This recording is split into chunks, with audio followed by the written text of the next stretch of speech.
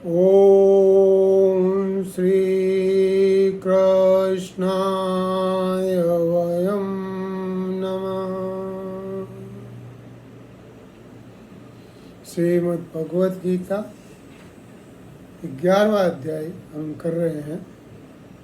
आज 7 जुलाई 2022 बृहस्पतिवार है और अभी तक हम 11वें श्लोक के 11वें अध्याय के 23 श्लोक तक कर लिए हैं और आज 23 श्लोक से आगे करेंगे। जैसा कि आपको पता है कि भगवान कृष्ण ने अपना विराट स्वरूप विश्वरूप दर्शन अर्जुन को दिया है और अर्जुन को दिव्य आंखें भी दी हैं ताकि वो इसको देख सके।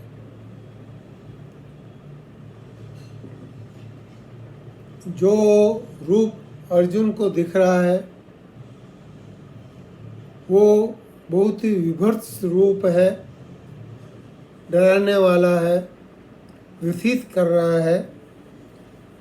अर्जुन बोल रहे हैं, 23वें श्लोक में बोला था कि आपके बहुत मुख, बहुत नेत्र, बहुत भुजाएं, जंघाओं, चरणों वाले, बहुत सारे पेट, उदर, बहुत विकराल दाढ़ें हैं आपकी और आपके इस महान रूप को देखकर मैं व्यथित हो रहा हूँ, ऐसा अर्जुन ने पिछले श्लोक में बोला था। अब हम आगे देखते हैं भगवान को अर्जुन क्या कर रहे हैं। अर्जुन भगवान के दर्शन कर रहे हैं, लेकिन जो भगवान के दर्शन के समय शांति होनी चाहिए वो शांति अर्जुन के मन में नहीं है। 24वां श्लोक। नभ स्पर्शम दीतमनेकवर्णम वृताननंदित विशाल नेत्रम दृष्ट्वा हि त्वं प्रव्यथितान्तरात्मा धृति न वेदामि समाच वैष्णो।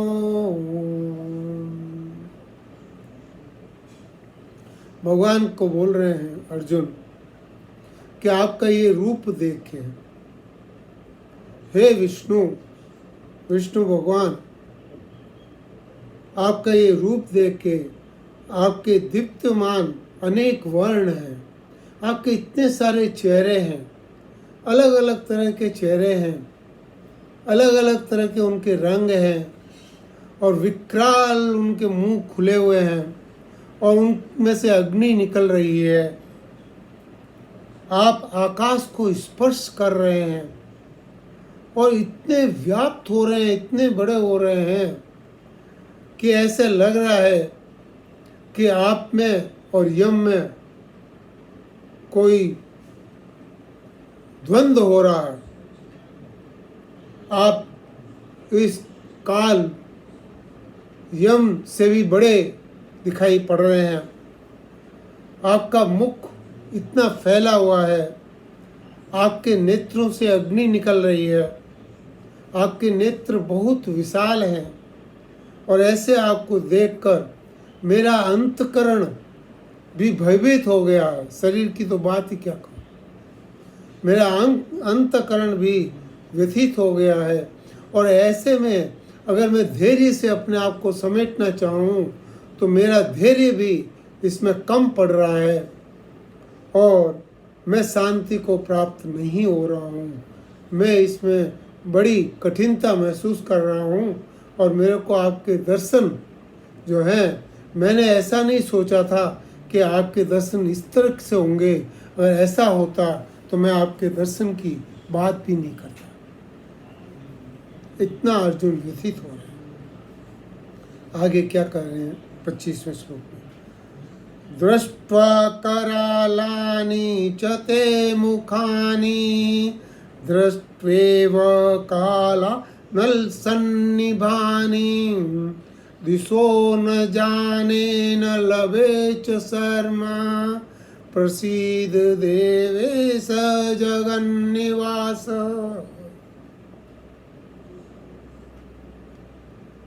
आपका ये रूप है, ये प्रलय काल की अग्नि इतनी प्रज्वलित होती है, ऐसे आप बिल्कुल भयानक लग रहे हैं। आपके दाढ़े बड़ी विकराल लग रही है। ये ऐसा लग रहा है जैसे अभी आप सारे पृथ्वी को चबा जाएंगे। आपके मुखों को, इतने सारे मुखों को देख के मेरे को कोई ज्ञान नहीं हो रहा है। क्या ज्ञान नहीं? दिशाओं का ज्ञान नहीं हो रहा है। आदमी को अगर दिशाओं का ज्ञान नहीं होता ना, वो डर जाता है। हमारा एक, जब हम चलते हैं, बात करते हैं, हमारी एक लोकेशन हमारे दिमाग में फिक्स होती है। लेकिन अगर सडनली हमको ऐसी जगह हो जहाँ पता ही नहीं कि पूर्व कहाँ है, पश्चिम कहाँ है, उत्तर कहाँ है, दक्षिण कहाँ है, किधर जाना है, किधर नहीं जाना है, ऐसा जब हो जाए तो वही हाल यहाँ पर अर्जुन का हो रहा है कि मेरे को दिशाओं का ज्ञान भी नहीं हो रहा है और न ही मेरे को शांति मिल रही है। इसलिए हे देवेश, इस जग के पूर्ण देव आप हैं, और हे जगन निवास, आप प्रसन्न हुए। प्रसिद्ध देवेश जगन निवास, आप प्रसिद्ध हो। प्रसिद्ध का मतलब होता है प्रसन्न। आप प्रसन्न हो। आपका ये रूप जो है, ये मेरे को देखने में नहीं आ रहा है। मेरा अंतःकरण विचलित हो गया है। मैं पूरा व्यथित हूँ और मैं शांति को प्राप्त नहीं हो रहा हूँ। आपसे मेरी प्रार्थना है कि आप मेरे पे प्रसन्न हो। आप, ऐसा लग रहा है अभी कि आप अभी मेरे को खा जाएंगे, लेकिन आप मेरे पे प्रसन्न हो। ऐसा भगवान को अर्जुन बोल रहा है।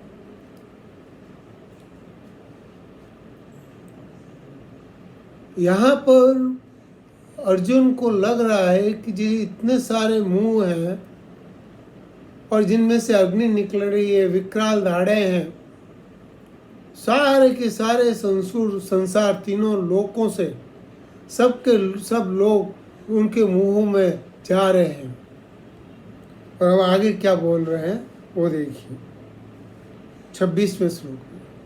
अमी च त्वां धृतराष्ट्रस्य पुत्राः सर्वे सैव वनिपालसङ्गैः भीष्मो द्रोणसूतपुत्रस्तथासो सासमिधीरपि योधमुखे।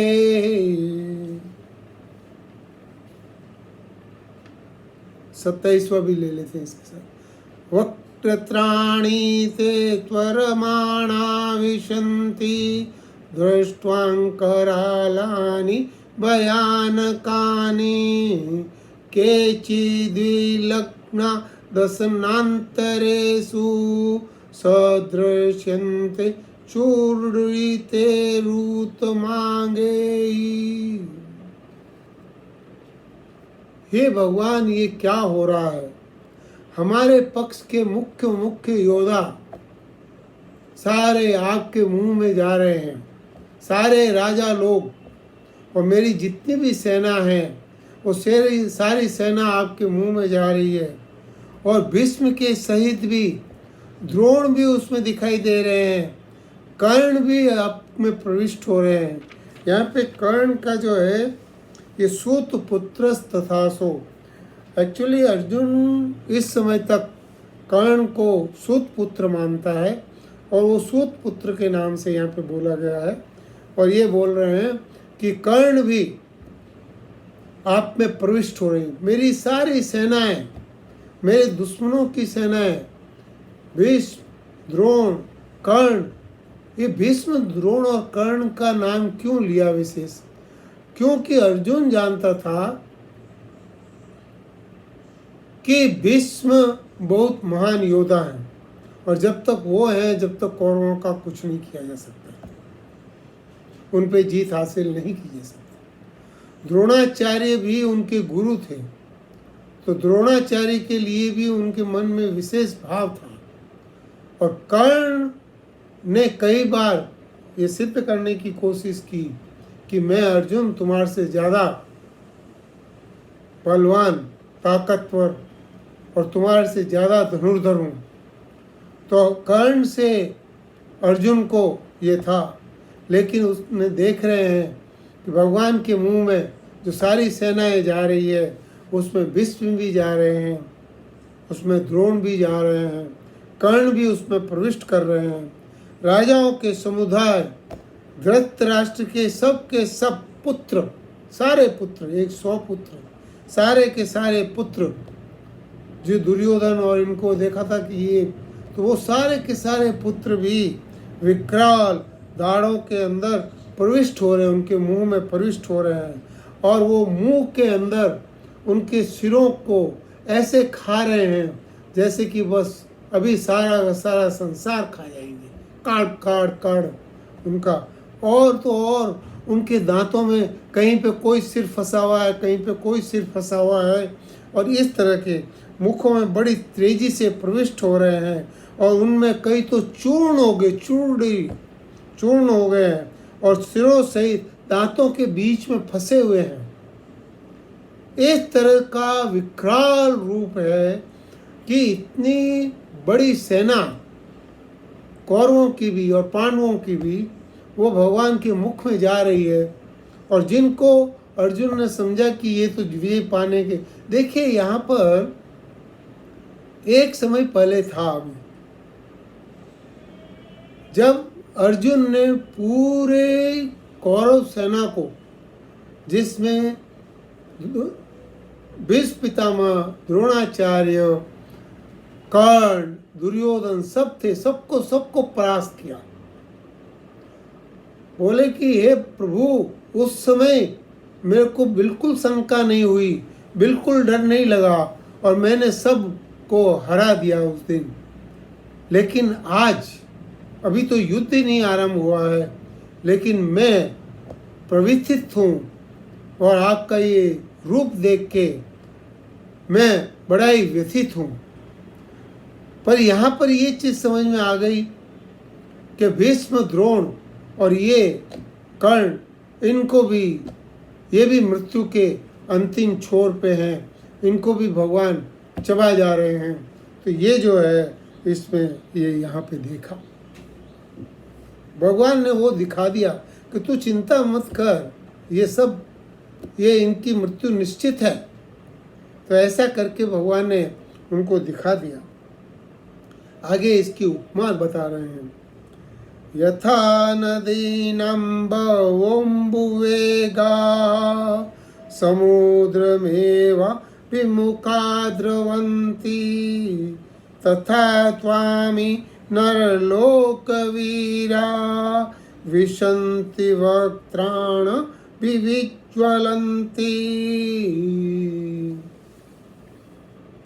कहते हैं कि जैसे बहुत सारी नदियां समुद्र में जाती हैं, अभी बारिश का समय है, कई जगह बाढ़ चल रही है, असम में 80% लोग उनके मकानों से बाहर हैं, चाइना के और भी बुरे हाल हैं, और भी बहुत सारी कंट्रीज़ हैं जहाँ पर बाढ़ आ रही है, घर के घर पानी के अंदर नदियाँ बहा के ले जा रही हैं, और सब का सब वो सारा कचरा सब समुद्र के अंदर जा रहा है। इतनी उफनती हुई नदियों को भी वो समुद्र संभाल लेता है। ऐसे ही यहाँ भगवान का दिव्य ये जो रूप है, ये विश्व रूप, मैंने आपको बताया था कि विश्व रूप क्या है, कि भगवान और माया का, दोनों का रूप है। माया भगवान की शक्ति है, माया विश्व है, और ये जो भगवान है वो माया के साथ प्रकट हुए हैं, जैसे कि भगवान शिव जी पार्वती के साथ प्रकट होते हैं। अर्धनारेश्वर का जो रूप है, यहाँ पर भगवान ने अपना विराट विकराल रूप अर्जुन को दिखाया है। और इसके अंदर जैसे नदियाँ समुद्र में जा रही हैं, वैसे सब के सब लोग, स्वर्ग को भी नहीं छोड़ा, स्वर्ग का भी बोल दिया था कि स्वर्ग के लोग भी जा रहे हैं।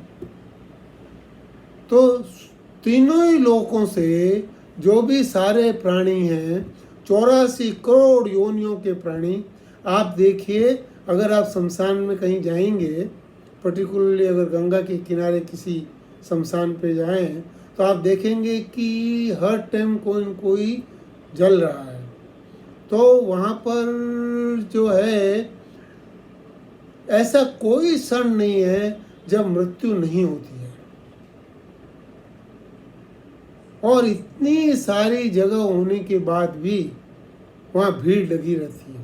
कोरोना में तो बहुत बुरा हाल हो गया था, गवर्नमेंट को कंट्रोल करने में भी बहुत मुश्किल हो गया।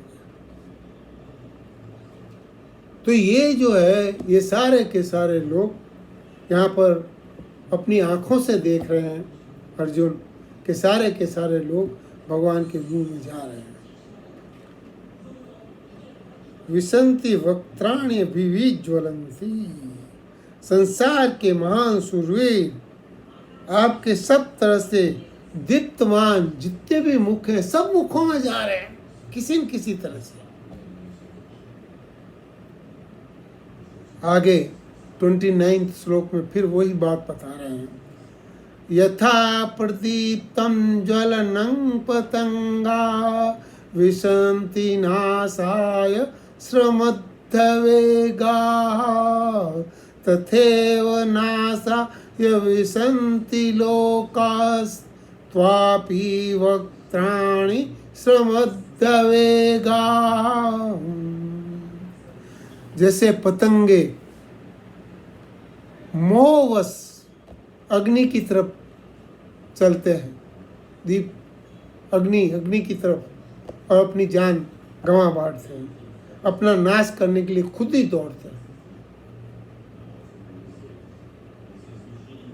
वेग से दौड़ते हैं और प्रज्वलित अग्नि में प्रविष्ट करते हैं जैसे पतंगे।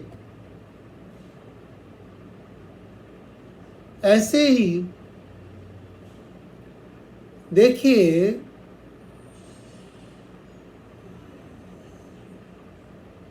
वैसे अगर हम देखते हैं तो शेर हिरण के पीछे दौड़ रहा है, दूर से देखते हैं ना, शेर हिरण के पीछे दौड़ रहा है। अगर वो कैमरा हम शेर के मुंह पे लगा दें तो ऐसे लगेगा जैसे वो हिरण शेर के मुंह में आ रहा है।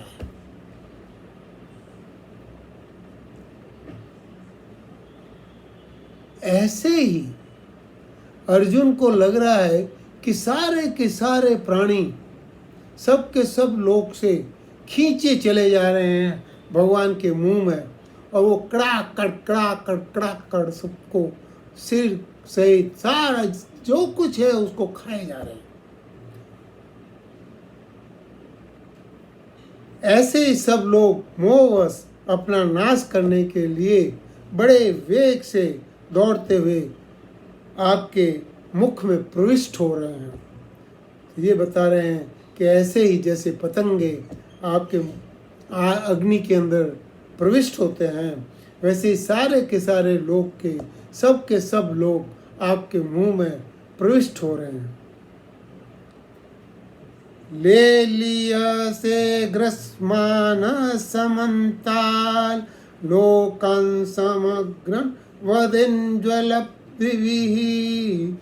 तेजोभिरापूर्य जगत् समग्रं वासस्तवोग्र प्रतिपन्ति विष्णो।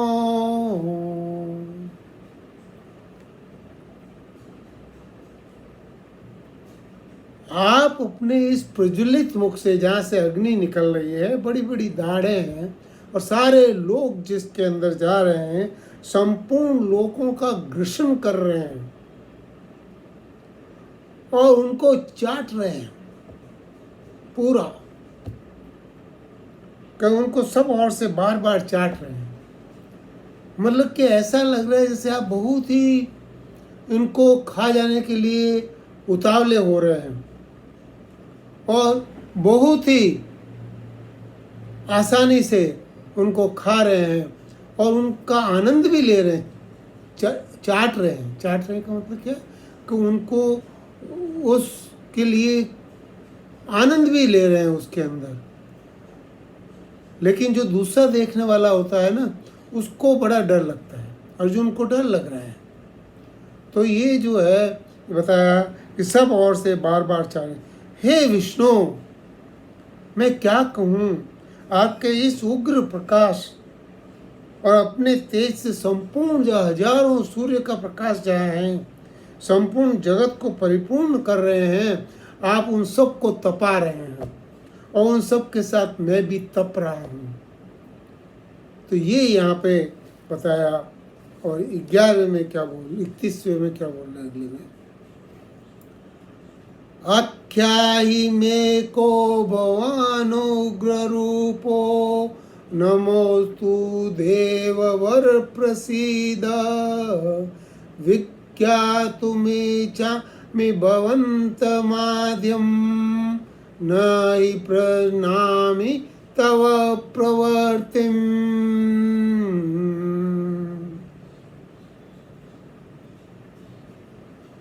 हे उग्र रूप वाले, हे देव, मैं भूल गया हूं कि आप कौन हैं। अब अर्जुन कृष्ण को भी भूल गया। अर्जुन बोले मैं अब भूल गया कि आप कौन हैं।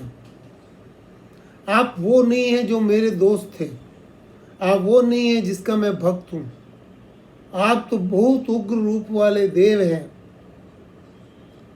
हे देवताओं के श्रेष्ठ, आपको नमस्कार हो। कि मैं आपको नमस्कार करता हूँ, जैसे किसी ने पहली बार देखा हो ना, तो वैसे उनको मैं आपको नमस्कार करता हूँ। आप प्रसन्न होइए। आदि रूप आपको मैं तत्व से जानना चाहता हूँ। मेरी सारी बुद्धि व्यथित हो गई है और मैं आपको तत्व से जानना चाहता हूँ, क्योंकि मेरे को पता ही नहीं पड़ रहा है कि आपकी प्रवृत्ति क्या है। देखिए, जो निवर्तिनाथ है, जिनको किसी कर्म से प्राप्त नहीं किया जा सकता। प्रवृत्ति होता है कर्म, प्रवृत्ति मतलब मैं कुछ करना है, कुछ करने से भगवान मिलेंगे, लेकिन वो तो निवृत्तिनाथ है। वो प्रवृत्ति से थोड़ी ना मिलते हैं, वो तो निवृत्ति से मिलते हैं। और उनको अर्जुन बोलता है आपकी प्रवृत्ति क्या है ये मैं नहीं जानता। बिल्कुल उल्टा समझ गया। जैसे कि अभी आप कुछ करने वाले हैं, आप जिस तरह से उग्र रूप में सबके सब लोगों का घर्षण कर रहे हैं, ऐसा लग रहा है कि आप कुछ करने के लिए प्रवृत्त हुए हैं और मैं आपको नहीं जानता। हे देवेश, हे उग्र रूप के देव, रुद्र नहीं बोला, उग्र बोला, कि भगवान रुद्र तो है नहीं। उग्र देवेश, क्यों इतना बड़ा अगर संसार मैनेज करना है तो उसमें जितने लोग जन्म ले रहे हैं उतने ही लोगों का घर्षण करना पड़ेगा। और वो घर्षण यहाँ पर भगवान विश्व रूप में अर्जुन को दिखा रहे हैं और अर्जुन उसमें व्यथित हो गया। और अर्जुन बोलता है कि मैं आपकी प्रवृत्ति को नहीं जानता। हे, कृष्ण भी नहीं बोला। यहां पर क्या है, नमोस्तु ते देववर प्रसीद। देव, ये बड़ा, ये ऐसा संबोधन गीता में है नहीं। ये संबोधन अनजान के लिए होता है। अर्जुन कृष्ण को जानता है, लेकिन यहाँ भूल गया। भगवान के इस रूप को देख के भूल क्या गया, वो अपने आप में ही नहीं है। उसकी अंतरात्मा अशांत, व्यथित, और वो यहाँ पर है और ऐसी बात कर रहा है।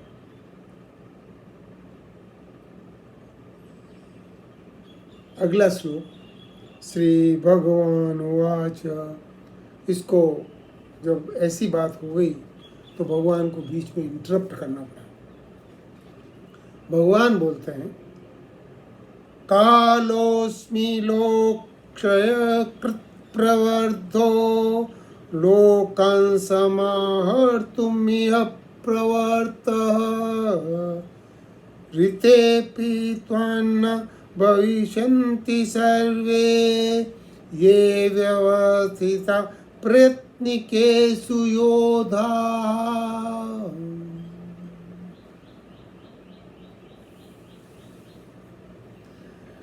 बोले, हे अर्जुन, कालोस्मि, मैं काल हूं।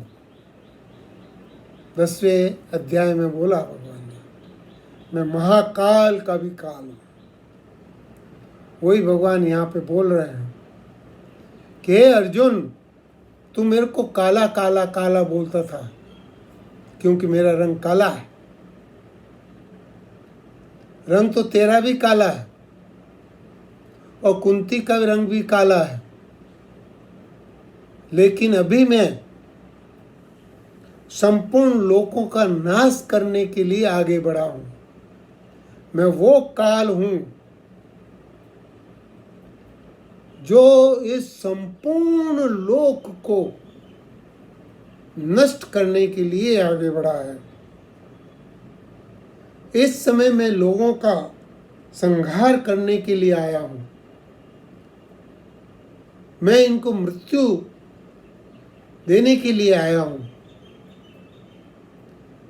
तुम्हारे प्रतिपक्ष में जो योद्धा लोग खड़े हैं,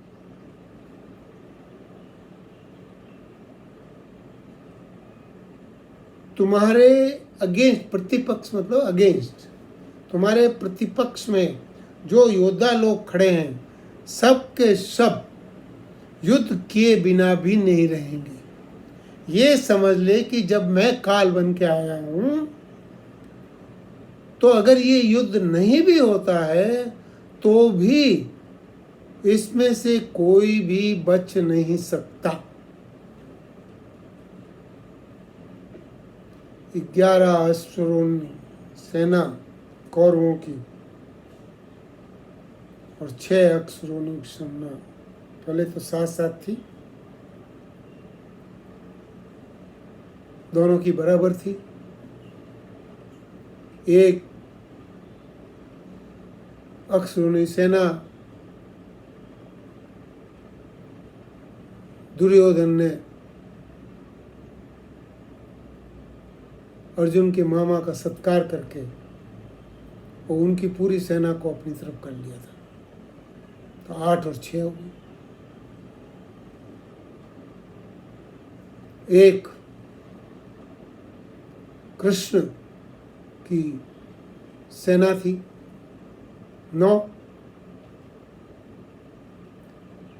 इस तरह से 9 और 6,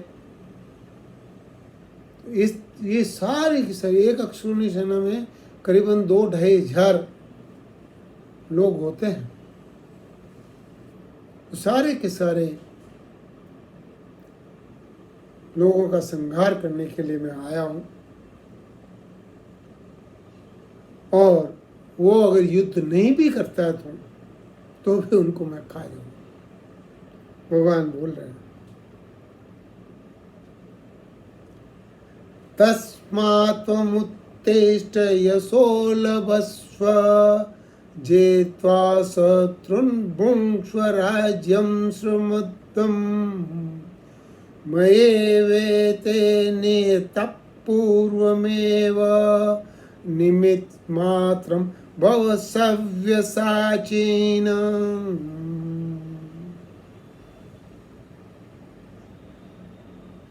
सव्यसाचिन अर्जुन का नाम है, क्योंकि वो बाएं हाथ से जैसे युद्ध करता है, शस्त्र चलाता है, वैसे दाएं हाथ से भी चला सकता है। दोनों हाथ से वो वैसे ही अस्त्र चला सकता है, लेकिन एक्चुअली क्या है कि वो बाएं हाथ से चलाता है।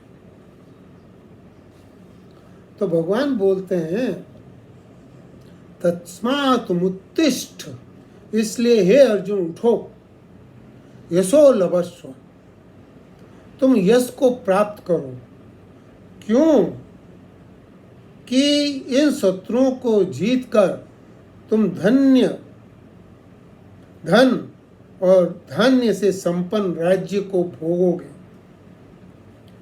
और ये सारे जितने लोग हैं इनको पहले ही मैंने मार दिया है।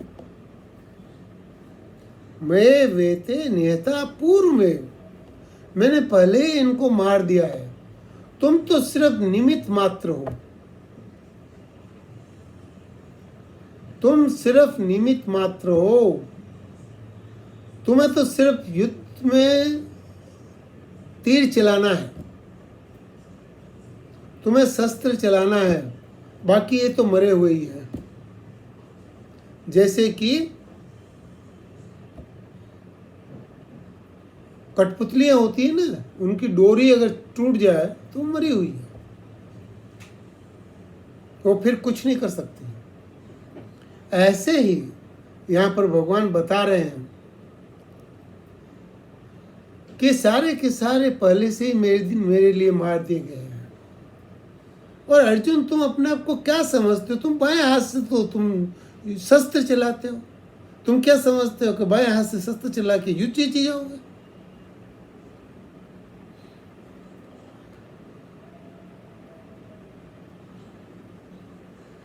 इसलिए ये मत सोचो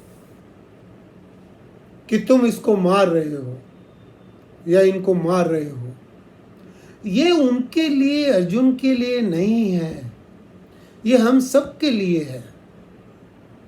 हम जो कुछ करते हैं और जो उसका फल होता है, हम सोचते हैं कि वो हमने किया, लेकिन वो तो निश्चित है, वो ऑलरेडी पहले से पूर्व निश्चित है। सिर्फ हम उसमें निमित्त मात्र के लिए हैं। तो ये जो है, ये यहाँ पे जो अर्जुन को बोला गया है वो हमारे लिए भी लागू होता है। लेकिन हम क्या कहते हैं कि हम तो देखो साहब फर्स्ट आ गए, हम तो ऑनर्स आ गए, हमारे 99% नंबर आ गए, हमारे ये नौकरी लग गई, हमारे ये हो गया, हमारे ये हो गया। वो सारा निश्चित है, वहाँ जो कुछ होना है वो भी निश्चित है। इसलिए अर्जुन को बोल रहे हैं, अर्जुन सुन, इन सब को देख ले तू, ये सब मेरे मुंह में जा रहे हैं। तू निमित्त मात्र हो जा, तू शस्त्र उठा, बाकी सब काम तो हुआ किया कराया है, तेरे को इसके लिए कुछ भी करने की जरूरत नहीं है।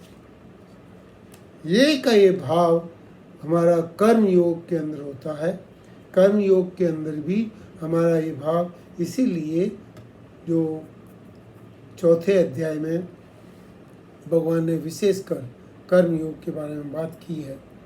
तो वो कर्म योग का मतलब ही यही है कि निमित्त मात्र हम वो कार्य कर रहे हैं, वरना ये तो भगवान करा रहा है। आगे 34वां श्लोक, द्रोणंच भीष्मंच जयद्रथंच कर्णं तथान्यानपि योधवीरान् मया हतांस्त्वजयिमा व्यथिष्ठा युध्यस्व जेता शिरणे सपत्नान्। भगवान अब याद दिला रहे हैं उसको, कभी तेने देखा ना, ये द्रोण, भीष्म, जयद्रथ, कर्ण, यहाँ पर कर्ण नाम लिया है क्योंकि ये भगवान खुद बोल रहे हैं। भगवान ने कर्ण को बड़ा स्पेशल माना था। भगवान कर्ण को सूत पुत्र से संबोधित कर ही नहीं सकते, भगवान ने कहा कर्ण, तो यहाँ पे कर्ण माना है। तो वो जो चीज़ है वो भी नोट करने लायक है। भगवान के पास कभी किसी के प्रति अन्याय नहीं है, उनके लिए सब बराबर है। तो बोला कि द्रोण, भीष्म, जयद्रथ, कर्ण तथा सब, ये सब के सब मेरे से ऑलरेडी मार दिए मैंने इनको, इन शूरवीरों को। अब तुम निमित्त मात्र होकर इनको मारो, तुम व्यथा मत करो, तुम इसका कारण हो ऐसी कोई बात नहीं है। तुम तो युद्ध करो और युद्ध में इन वैरियों को तुम जीतोगे। पूरे 18 दिन का युद्ध था। पूरे युद्ध में सिर्फ 8 लोग बचे थे, सारे के सारे मारे गए। तो यहाँ पर बता रहे हैं और क्लियरली अर्जुन को बता दिया कि तुम्हारी जीत होगी और इन सब का नाश होगा। तो ये जो चीज़ है ये यहाँ पे बता दिया है। और अब इसके आगे संजय कुछ कहना चाहते हैं, तो उसका हम अगले विवेचन के अंदर उसको लेंगे और आगे हम देखेंगे कि क्या है। अभी भी दर्शन बाकी है।